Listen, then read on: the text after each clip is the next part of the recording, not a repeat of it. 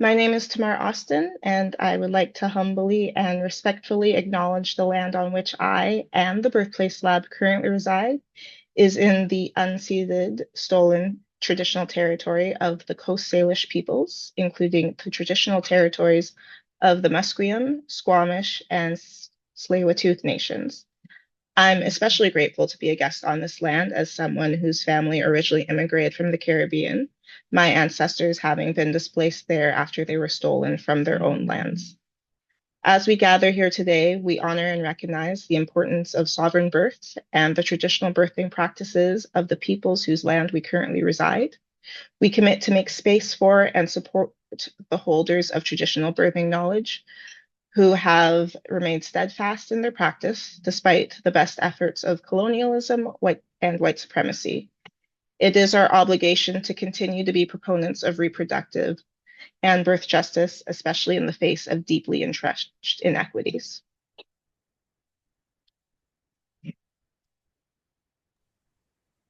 Buenos días. So, oh, go ahead, Selena. It's all right. Buen día a todo el mundo, especialmente a los hablantes de español. Voy a estar traduciendo lo que acaba de comentar nuestra compañera Tamar. Iniciamos con el reconocimiento de los territorios no cedidos en los que nos encontramos en la Universidad de la Columbia Británica, que pertenecen a los pueblos indígenas Musqueam y Salish. Y Tamar nos comenta que ella es una estudiante doctoral en el Birthplace Lab y que le da mucho gusto darle la bienvenida a todos a este seminario, que hoy tendremos el placer de escuchar a la doctora Yaredh Marín, que desde México estará compartiendo con nosotros su presentación. Ready, Tamar. Okay, thank you. So I'd like to introduce Dr. Yaredh Marín Vázquez, who is an anthropologist, mother, and activist on human rights issues, particularly those concerning sexual and reproductive rights. She has worked in civil society organizations such as Amnesty International and the interdisciplinary group of international experts for the IO, and excuse me if I'm saying this incorrectly, Ayotzinapa case. Her academic work is focused on topics related to music, religion, sex, gender, health, and violence. Her theoretical interests revolve around political anthropology, linguistics, semiotics, gender studies, feminism, and ethnography. In her doctoral research, Germinating and Sustaining Life in a Pandemic, she offers an intimate look at the reproductive and care work of mothers and midwives in different latitudes of Mexico during the health crisis. She is currently doing a postdoctoral stay at the Interdisciplinary Laboratory of Ethnography of El Colegio de Mexico, where she is carrying out two editorial projects, one as an author, turning her doctoral thesis into a book, and another as a facilitator in writing processes with midwives. Today, Dr. Vázquez will be presenting Midwifery and Reproductive Justice, Caring for Caregivers. The presentation will be audio and visually recorded, but we will not be recording the question period. We please ask everyone to hold their questions to the end and mute your mics if you have not already done so. So without further ado, I'll hand it over to Dr. Vázquez. Muchas gracias por eso. Thank you so much for the beautiful presentation. Me siento voy a aprovechar la voz de Celina, que está acá, estoy muy conmovida de la introducción. Creo que le debemos mucho a los procesos de colonización como una reivindicación a los pueblos de América Latina. Entonces, muchas gracias por eso. Voy a iniciar. Hello, everyone. I would like to thank Tamar, Celina, and Alonso, Birthplace Lab team, for inviting me to share with you some of the research I'm doing with midwife in Mexico. In order to be clear and fluent, I have prepared this presentation in writing, also because my English is limited. Despite the difficulties with the language, I didn't want to miss this opportunity because I seem to me that the daily life of midwives in Mexico can have many parallels with midwifery in other parts of the world. I hope This will be an opportunity to get to know each other, exchange ideas and experiences, taking advantage of the generous support of Selena, Alonso, and Adriana with the translation. I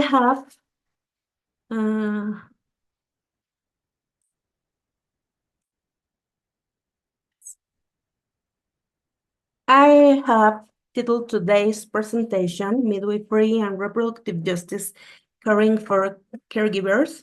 The idea I present comes from my collaborative work with autonomous midwives in urban and semi-urban settings in Mexico. I want to begin by explaining why I have decided to talk about the relationship between reproductive justice and the need to care for midwives. After the pandemic, when the adrenaline line subsided, I repeatedly heard and witnessed stories among midwives and midwifery students, as mentioned in the slide. Although these problems existed before at the coronavirus, because since the pre-pandemic midwives in Mexico were little recognized and often work outside the states and even against the current. The coronavirus and the consequent crisis of the health system in Mexico and its inability to care for women's sexual and reproductive health demanded for midwives an extraordinary efforts. This effort was not supported by the social, political, and legal structure. The pandemic affected the personal and professional lives of midwives and brought to light a latent problem. The histories I witnessed and the seemed like isolated and individual experience actually reveal structural precariousness regarding the access to reproductive justice and the lives of those who seek it. What do I mean by reproductive justice? I understand is as the action, individual and collective, to ensure that women, dissidents, women, LGBTQ plus community, and men have the biopsychosocial, legal health, and material frameworks to decide autonomously about their bodies and their reproductive options. However, in order for people to be able to decide freely, it is necessary to transform different forms of control and barriers, such as institutional, cultural, material, etc. That is why reproductive cannot be separate from the structural justice. What scenarios do we talk about reproductive justice in Mexico? Mexico is a democratic and secular system of government. It's made up of multicultural population that includes 68 indigenous peoples and Afro-Mexican communities and migrant population. Mexico has a turbulent history marked by colonialism, violence, and sexism. Mexico is a country with deep social disparities and, consequently, the obstacles vulnerable population face to access and exercise their rights. Since 2008, the country has been involved in a crisis due to the links between the states and criminal groups. Mexico is one of the most dangerous countries in the world for the women. In addition, we have high rates of obstetric violence, unnecessary cesarean section, and maternal mortality. This is the context in which I frame my approach to fatigue of midwives in their work for access to reproductive justice. I consider too necessary to name what is meant in practical terms to access reproductive justice. I agree with the information whipped on chosen reproduction, Yaredh, when it says that in order for reproductive justice to exist for people, it is essential to guarantee their human rights, taking into account the discrimination and structural inequalities that affect their health, their rights, and the control of their lives, as well as the obligation of the state to generate the optimal conditions for their decision-making. Carla Berdichevsky, ex-General Director of the National Center of Gender Equity and Reproductive Health of the Ministry of Health in Mexico, in her diagnosis titled Sexual and Reproductive Things of Women, recognized there is a progressive and comprehensive public policy on sexual and reproductive rights, such as those mentioned in the slide. However, she acknowledges that we need optimal legal frameworks, but also their proper implementation and sustainability. What does have to do with midwives? In Mexico, midwifery is not necessarily a profession. There are professional midwives, but the core is traditional midwives, from which various midwifery practices derive. There is not just one type of midwifery, and although the existence of midwives, mainly traditional ones, is recognized in practice, various legal, health, and biomedical strategies limit and corner the work. This make the day-to-day work of midwives an exhausting task. Career or between, juggling, autonomy, lack of protection, and constant social discredit. The professionalization of midwifery produces tension because it implies the risk of subordinating ancestral biocultural feminine knowledge to biomedical logic. What is like to be a midwife in Mexico? In Mexico, the practice of the midwifery is diverse. It's a core is traditional midwives. This is a definition. Different paths emerge from it. Currently in Mexico, midwives often use adjectives, which are not mutually exclusive, to indicate the specificity of their practices and distinguish themselves. As you can see in the slide, category 1 indicates her training process. The second category, which indicates her ethnic or national affiliation.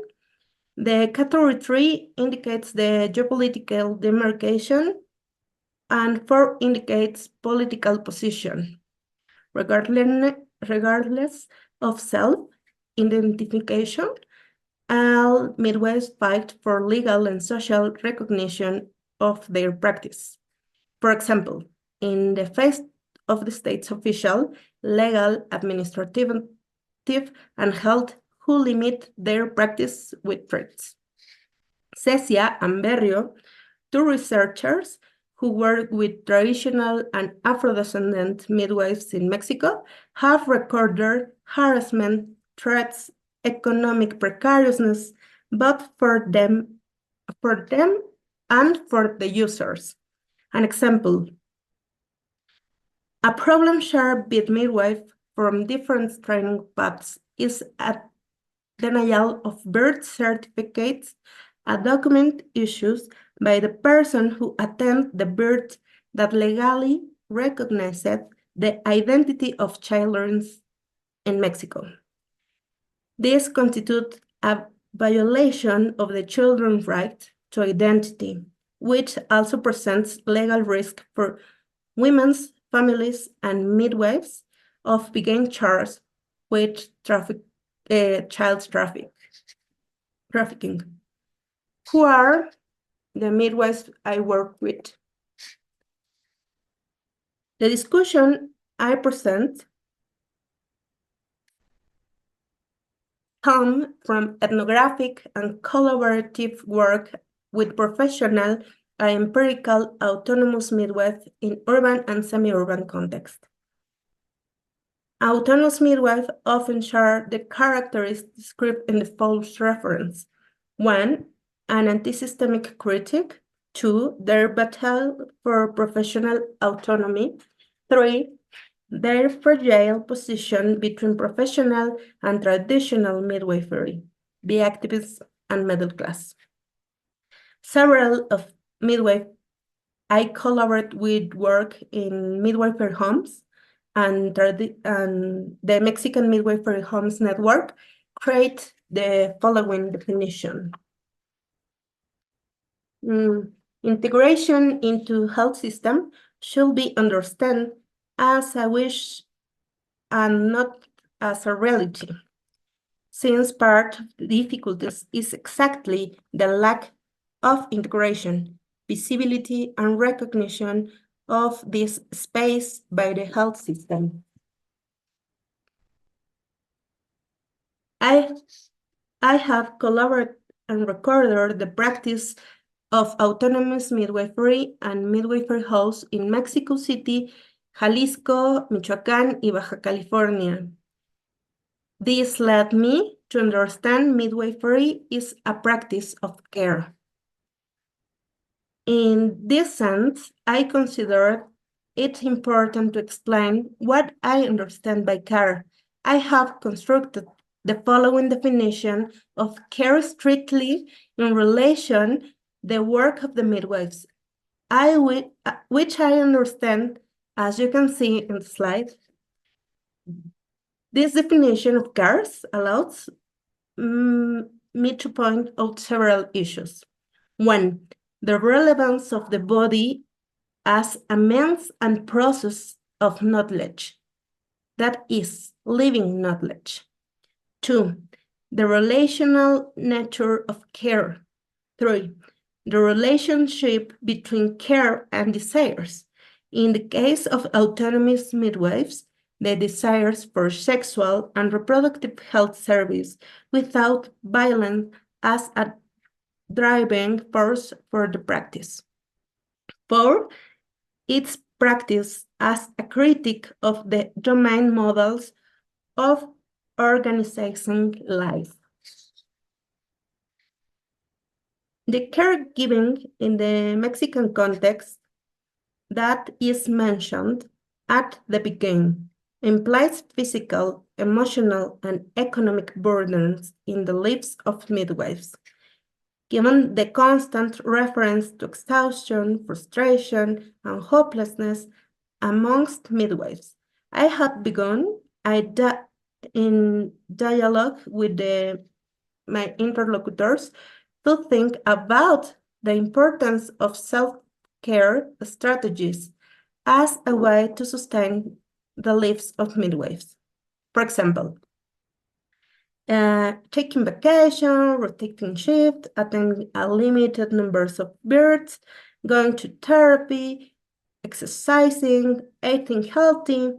However, over time, I have seen that such strategies are not enough, revealing how insufficient it is to attribute this work and theory to individual universe.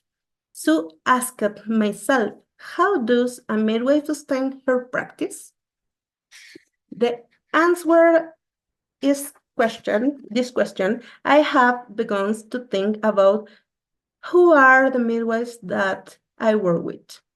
Most of my interlocutors are urban, middle class, women who come to midwifery after breaking away from hegemonic medicine. In other words, they have come to midwifery as a response to experience of violence related to sexual and reproductive health care, whether experienced firsthand or through the accompaniment of other people.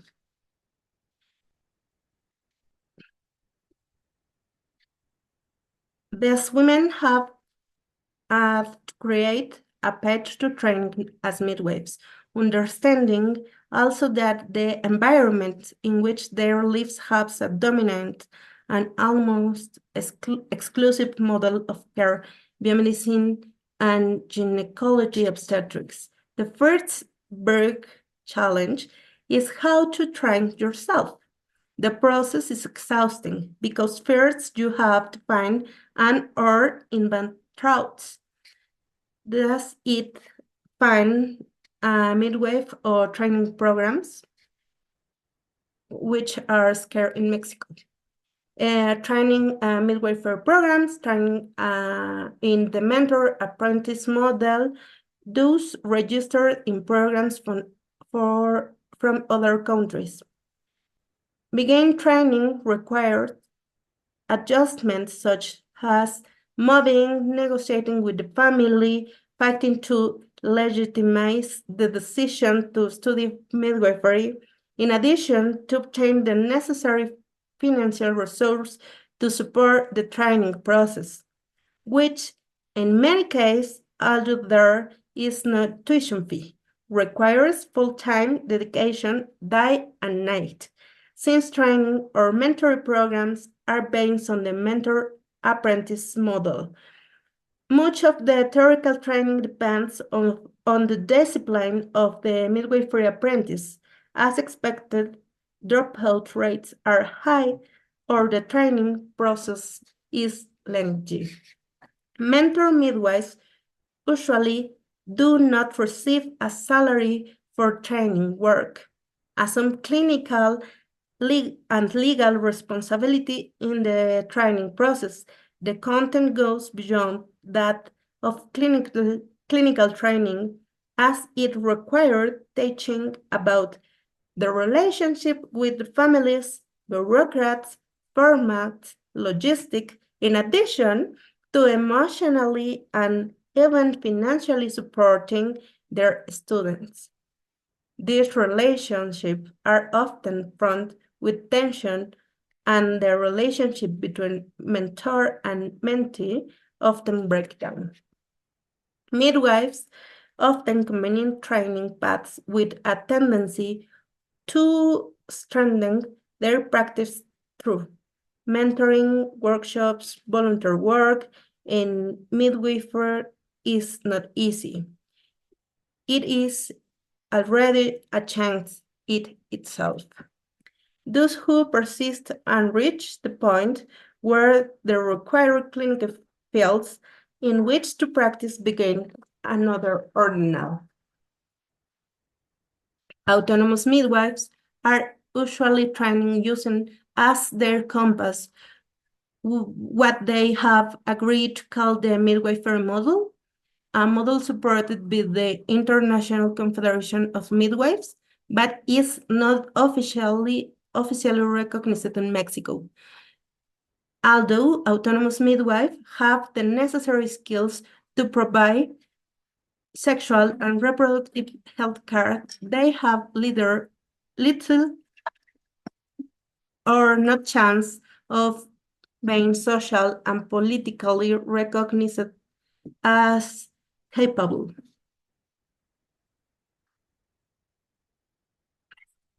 That is why midwifery houses become central to their practices, since it is where they can act in accordance with the principles of training. The disadvantage is that the frequency with which they can participate in a birth is slow. Therefore, comparing their training usually takes several years. the sustainability of their practice from training is at risk. There are some midwifery training programs that have been recognized by the states. Some of the problems that these programs face is that in many cases they have not been designed with midwives and do not have a teaching staff made up of midwives. This translates into teaching a care model that resembles the hegemonic biomedical model, losing sight of midwifery as an autonomous care practice. There are some midwifery study programs. They are parts of organized civil society. The only programs founded, designed, taught, and directed by autonomous midwife is Centro de Formación en Partería de Partería en Guadalajara, but it faces challenge to its sustainability because it lacks that funding or subsidies. Midwifery students for schools must perform community service in public institutions. Access to clinical fields takes years, and it's only in biomedical institution where the shock is brutal for the students. Their skills are questioned, they are not allowed to provide care, they are harassed, and they are allowed to participate. It is a companions of the woman and not as clinical managers. The possibility of learning and developing their skills in the physiological care of childbirth is practically non-existent. They are coerced into performing practice that were advised against during their training. I have recorded testimony for students who have been forced to perform routine episiotomies or coerced into participating in the crystalline maneuvers. In case where the students have refused, they have scolded, humiliated, and expelled from the care room. The student reporting feeling guilty or complicity in biomedical care and violence women's body. The student report felt tension, sadness, anxiety, and hopelessness during the time they have to perform this activity. What I interpret as a manifestation of vicarious trauma or secondary trauma. Practicing midwifery independently in cities is not easy. Those who provide care in cities face to the force and the control of the institution. It is where knowledge, legitimized and scientific and modern, seems to be only option. However, in cities, bodies also need care that allows them to access reproductive justice. Autonomous midwifery cares for the reproduction of life itself. Unlike traditional midwives who belong to a community, their knowledge is recognized and legitimized. Urban and autonomous midwives have to overcome the control of institutions and to create prestige and presence in the face of urban cotidianity. Midwifery houses are space created and maintained by these midwives, a space where they work as a place and meaning. Collaborative environments that resemble a home in which gynecological and obstetric health care is provided, prioritizing person-centered care.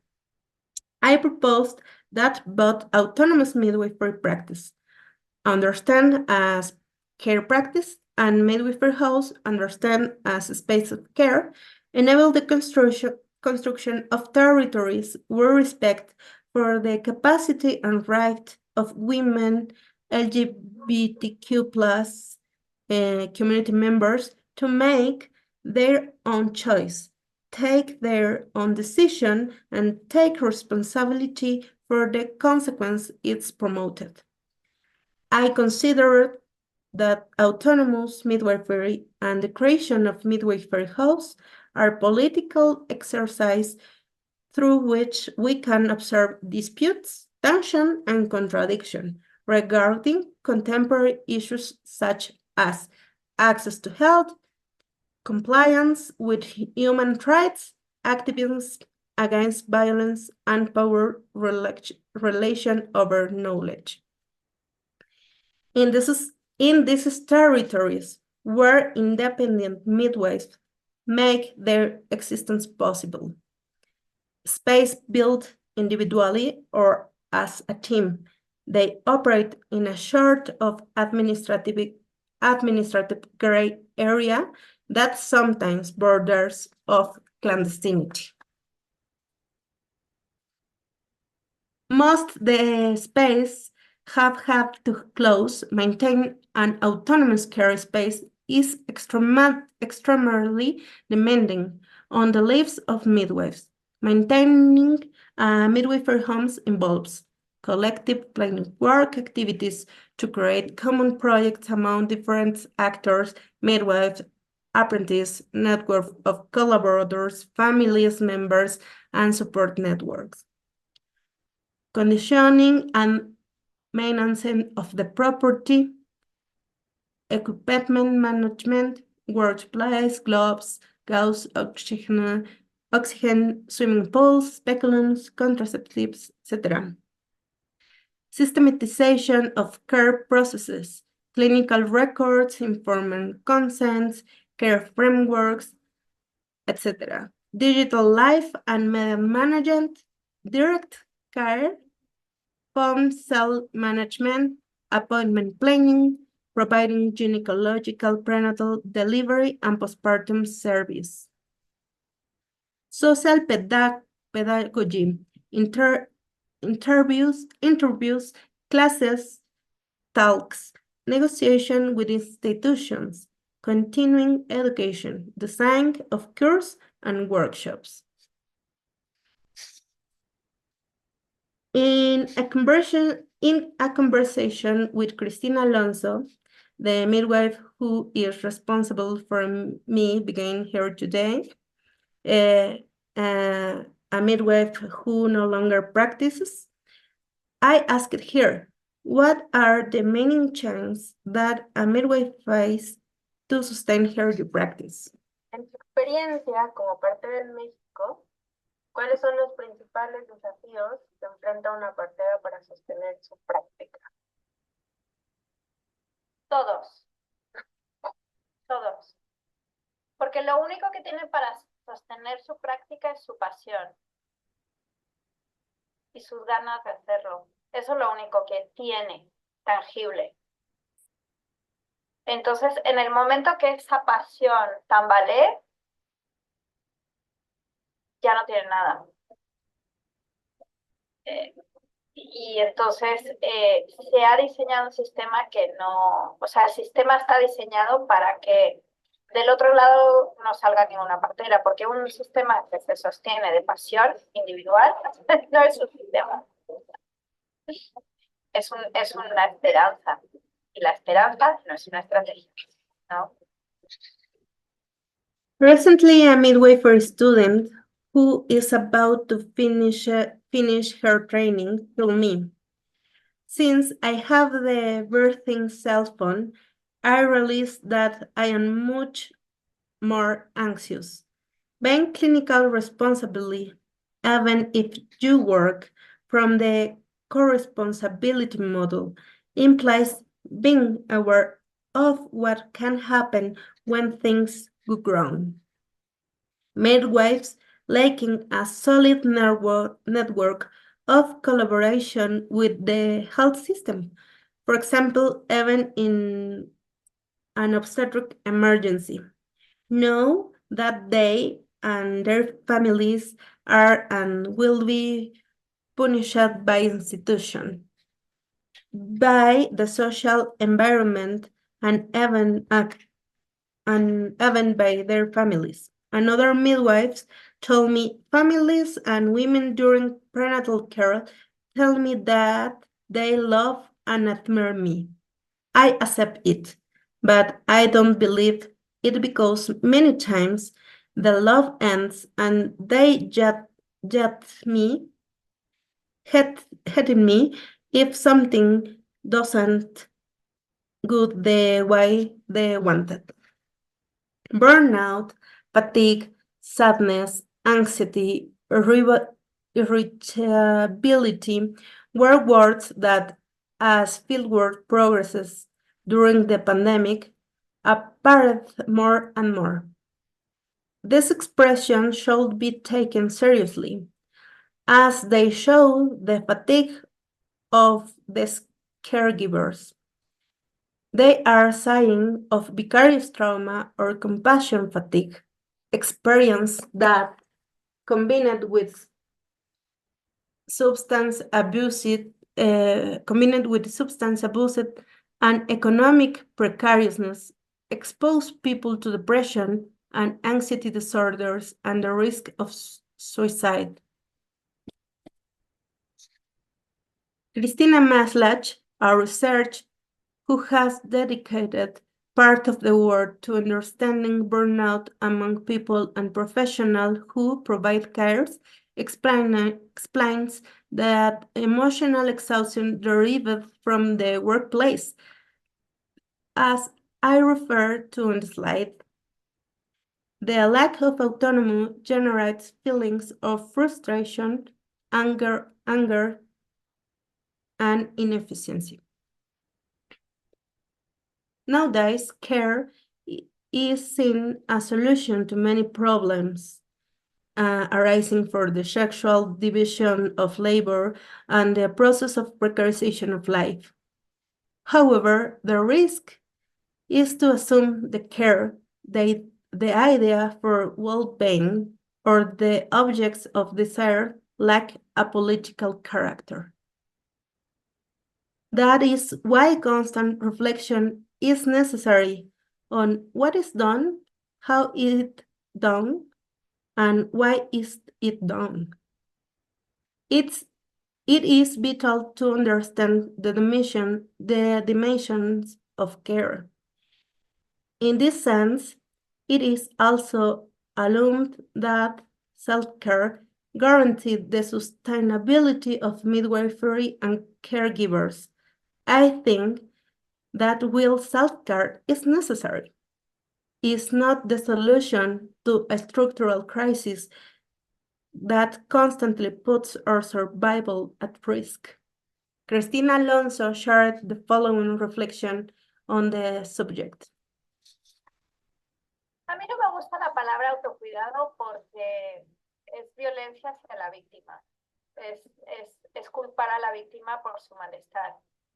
Es decirle a la partera, tú estás deprimida, traumada, tienes tiroiditis, tienes diabetes, tienes anemia, porque tú no te sabes cuidar. Dentro de este sistema, que es violento, que es exhausto, que no está diseñado para que tú sobrevivas, pero tú deberías de cuidarte. Come bien, duerme tus horas, haz ejercicio, ten un hobby y sonríe, porque está demostrado que si sonríes vas a sentir más felicidad. Recognizing when self-care becomes a consumer practice and the individualization of structural problems is the call I support. Burnout shows the physical and emotional exhaustion that leads to emotional isolation, such as not believing that families are appreciative you until everything goes well. It implies physical exhaustion. It is difficult to get up with enthusiasm because the horizon of the future and hope has collapsed. How do we take care of ourselves if we are not guaranteed the basic elements of existence? The care work of midwife involves an overload. Several of the midwives I work with are sleep tired, eat poorly, and find it difficult to have hours of leisure. In some cases, mental health consequences have occurred, requiring psychiatric treatment. The issue is not resolved by someone's own care. The discourse of self-care has become the individualization of structural crises. Government strategies in different parts of the world have reduced budgets to make health, education, food, and housing services public. The privatization of what is essential for the life is a constant. I am committed to a construction of the self-care that is a tool for the question and not a destiny. I argue that autonomous midwifery, like traditional and indigenous midwifery, is a task of defending human rights, since the care they provide enables access to health. They provide follow-up that provides psychological, emotional, and psychosocial shelters, and that encompass even cushion processes of structural violence. However, they imply a vital life drain for their creators. In midwifery homes, there is an effort to compensate for individual histories of violence, to compensate for the overwhelming dominance of health practices that medicalize physiological process, and an effort to compensate for processes of generalized violence in cities. The exhaustion experienced by midwives is similar to that experienced by other caregivers. However, because of the critical relationship with the states and the economic system, it serves as a point of reference to think about how care is provided at just expense and how do we sustain it. It's urgent to fight for care policies that vindicate life. It's urgent to take action from public administration and social education to eradicate violence and precariousness in its different dimensions. It is necessary to affirm that individual exhaustion is a reflection of the structural rapacity over life. Thank you.